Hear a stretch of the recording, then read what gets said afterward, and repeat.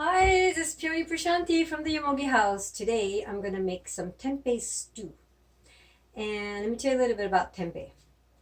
You can get it rather inexpensive at the tempeh factory, which they also sell tofu on Tuesdays and Thursdays. Unfortunately, they come in plastic. Unfortunately, it is also cultured in plastic. We can reuse these, but you cannot reuse these because these have holes in them, and I suppose they put them in here and then they culture them in their sterile incubator. But anyway, when you buy tempeh, when you cook tempeh, steam it first so that you can get it really soft. And by steaming it and getting it soft, it's easier to digest. So here I have tempeh that I have already steamed. Then after I steam it, I can put this in the refrigerator and cook it tomorrow if I have too much, or I can fry it, barbecue it, whatever I need to do according to the season. So I'm going to make stew. So what I have already done was fry it on both sides. You can season it later on while you're steaming it, if you want to season it with salt and pepper. Then also I'm going to add eggplants. I've already cut these eggplants up, but did you know that eggplants is actually a fruit trying to be a vegetable? It's actually very healthy. It's got a lot of vitamins and nutrition, like everything else does. It also has those nightshades and the solanates that people are afraid of because they think that their bones are going to start hurting. Well, did you know that you can actually add miso to your eggplant and it'll block that from happening? The Japanese, they were just so smart. It's all about the macrobiotic and the yin and the yang and how to balance everything properly. So I know eggplant is a summer vegetable / fruit, but I'm going to add it to my fall stew because I'm actually really balancing the yin and the yang. Okay, now I'm going to put. I did not grow this. I bought this butternut squash. I chopped the top part off. I'm going to keep the bottom part for where the seeds are for roasting it in my wood stove. So good. And then I got some squash. I know I said I didn't grow anything, but I told a little lie. I did grow these, and this is the biggest I ever got, actually, zucchini squash. Put some of that and some string beans and shallot and ginger, a little bit of tomato just for flavor, not too much because then your stew will get sour, and some greens. Okay, so what you do is you cut your vegetable. Oh, you probably can't see. This is hot. I'll move this aside for now. It is really hot. It's just nice that it's just so unedited. Unedited, is that even a word? Okay, so you cut your butternut squash with this, and you peel the skin off, and then after you peel it off, you kind of want to make it, add some style to your vegetables and shave the edges like this to make it a little bit rounded. It gets so pretty, and I bet you nobody notices, but you do. And then you can cut the vegetables in different angles. Just makes it interesting. And also your zucchini, you cut them in different angles. You like cut and roll and cut, roll and cut. So then you have shapes like this. Interesting shapes. And if you really have time, you can even smooth that part out too. I've done it before because cooking is just so fun, isn't it? And then for your flavoring, I got shallots, and I like shallots instead of the big onions. It just has a little bit milder taste, in my opinion.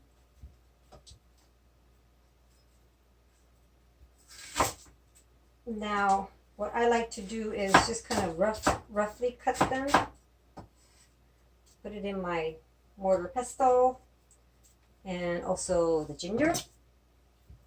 And ginger, you know, you use the back of a spoon or the back of your knife to peel the skin off like this, see? And, you know, I keep everything. So I keep the shavings, the skin, and I dry it up. And when it gets really cold in the winter, I boil some hot water and put the skin in a big bucket and put my feet in there to warm me up. Okay, I'm going to put this also in there and then pound it up nice and, oh, it's noisy. Normally I don't care about the noise, but because I'm videoing this,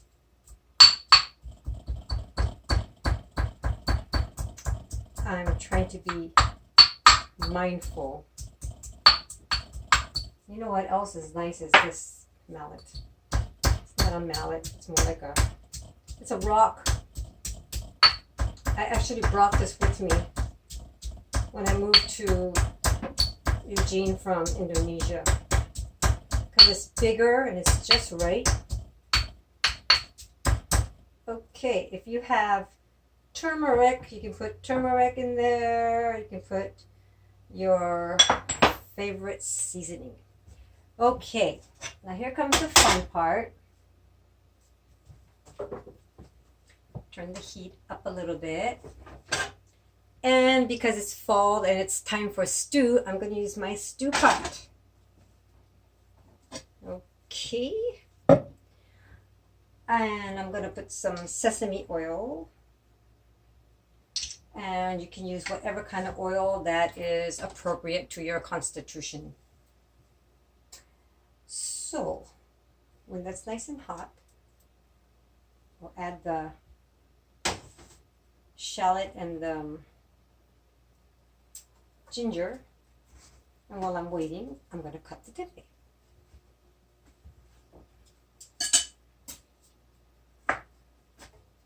And because I only have this much that I'm making, I'm going to cut them in cute little pieces. Cute sized pieces.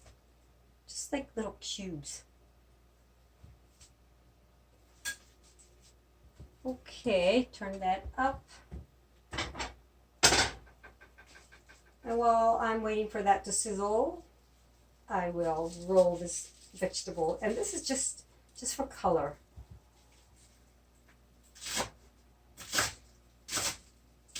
Some green. Okay. And it's sizzling, and then I'll just put everything in here. Now, if you're going to give this to children, be mindful of the ginger in there because they don't like it.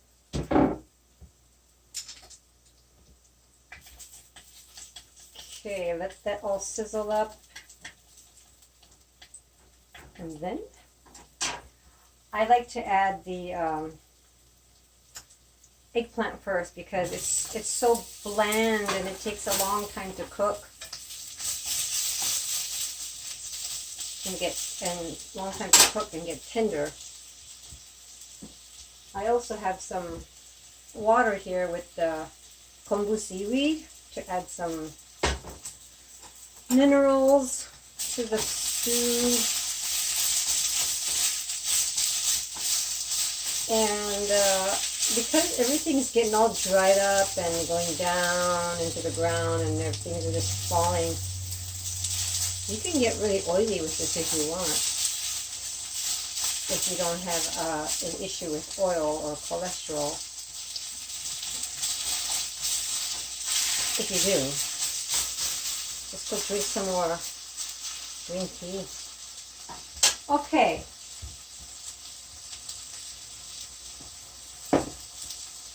I did roughly chop up some tomatoes, just a little bit. If you put too much, they get sour.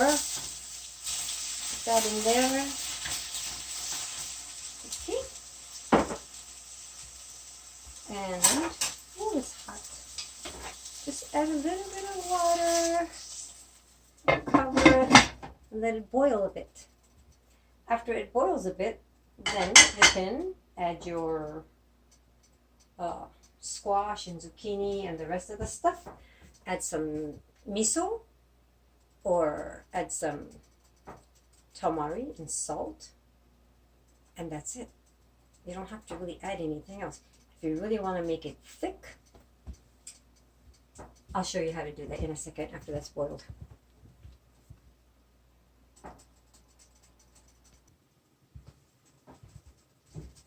Okay, I'm back and it is boiling. And this pot gets really hot. Oh, and it's just so delicious. You can bring this whole thing to the table and just eat away. Okay, so you know what I'm gonna do? Actually, I forgot to tell you. I had the seaweed in here. You can actually throw the seaweed in there. Add the rest of your broth. And then put your zucchini and your butternut squash. And if you make a lot, you can take it to work, or you have dinner when you come home. You don't have to cook tomorrow. And I'll let that boil, and then I'll add the tempeh and the greens.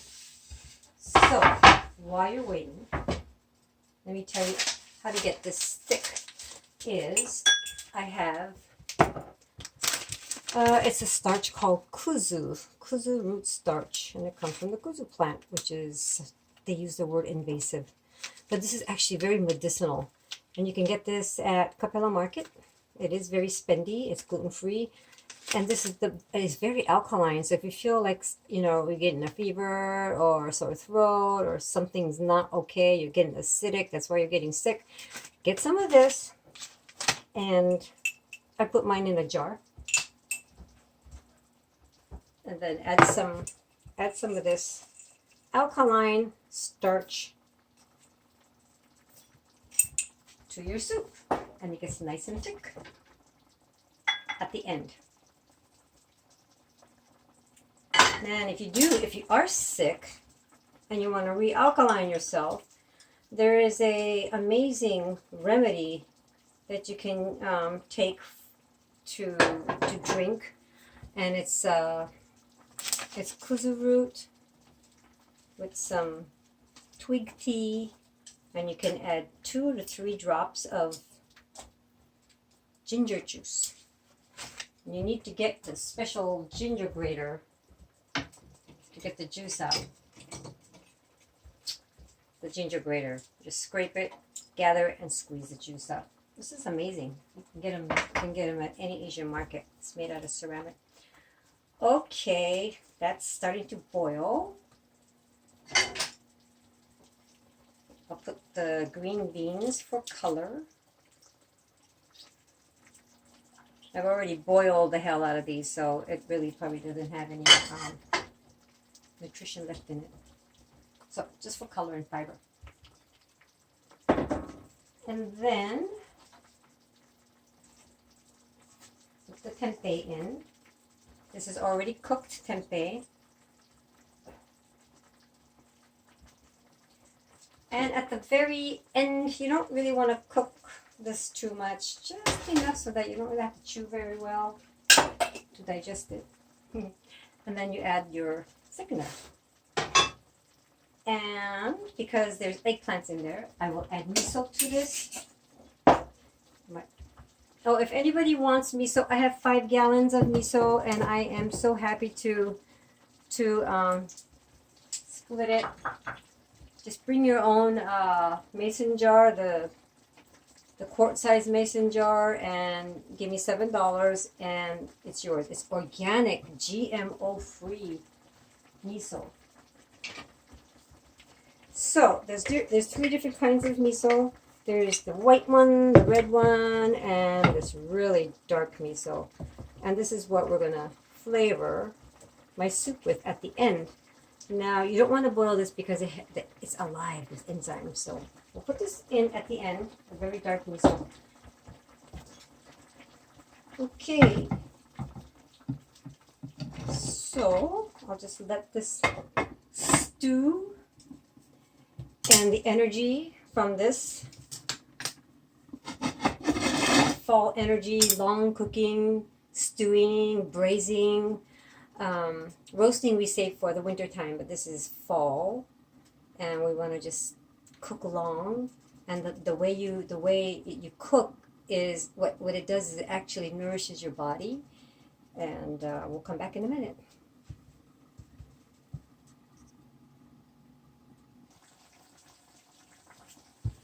Okay, it's been about 10 minutes now. Oh, it's beginning to look really nice.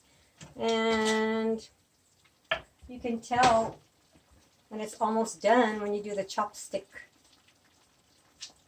test. Okay.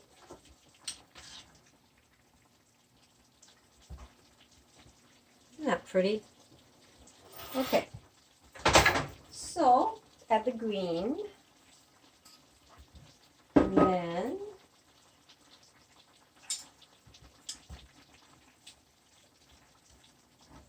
mix it in so that it touches bottom. And then add the miso. Well, I have a better suggestion, only because it's an easier way. Okay, I'm gonna add the kuzu root. It's gonna get nice and thick while it boils.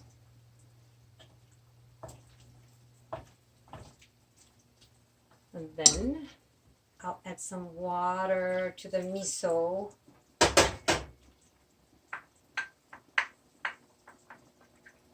Oops. And dissolve it.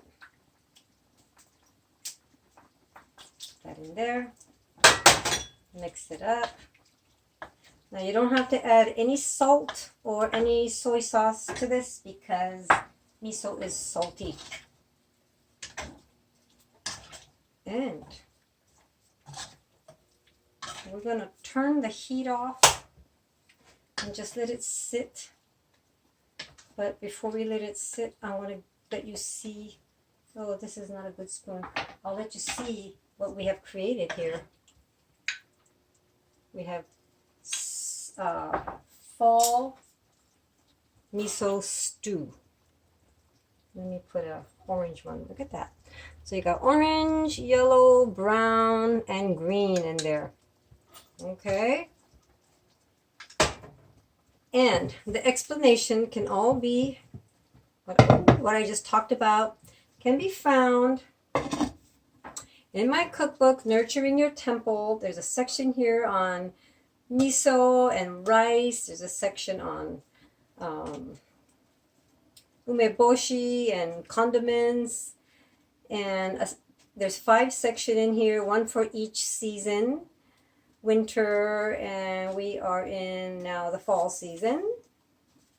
The organ that's affected in the fall season is your lungs and your colon. So you want to be sure that you eat appropriately for the season so that you have healthy lungs and you're not congested and you have healthy elimination. And the cooking style is less water, lower temperature foods. And by doing that, we want to prepare our body and prepare our blood to get thick for the cold season that's coming ahead, and pungent and spicy. So we did add some ginger. Children might not like the punginess too much, but if you don't have kids, go for it. Put all the ginger in there and all the onions in there.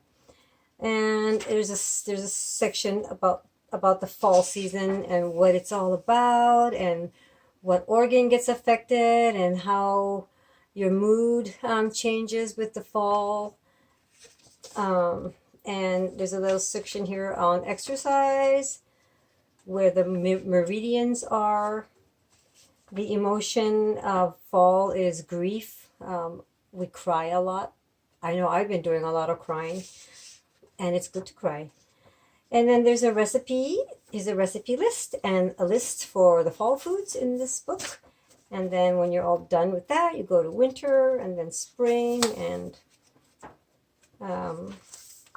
it's available at a special price right now from my website, blossominglotusherbs.com. Thanks for watching, and subscribe to my YouTube channel, please. Thank you so much for watching. Bye.